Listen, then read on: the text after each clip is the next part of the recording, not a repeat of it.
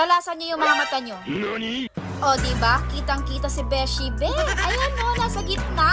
O, nakikita mo ba? Siyempre, nakikita mo yan, babae ka, diba? Kahit maliit na pagkakamali, kitang-kita mo yan, be. Dito naman tayo.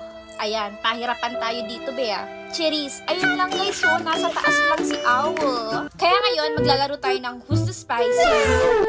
Stare yung binigay sa akin na word hagdan papunta sa iyo, be. Sabi ko dito, I'm staring at you. Long, corny. Sabi ni Alvin, ang Tagalog nito ay sahig. Sabi ni number 4, pwedeng kahit, ano yun, or bato. Si number 3, guys, nag-quit. Di ko alam kung sino yung bobotohin ko, guys. Kaya ang binoto ko na lang dito si number 3 since nag-quit siya. And guys, nag-tie pa nga yung tatlo. Ang hirap naman hanapin ng spy.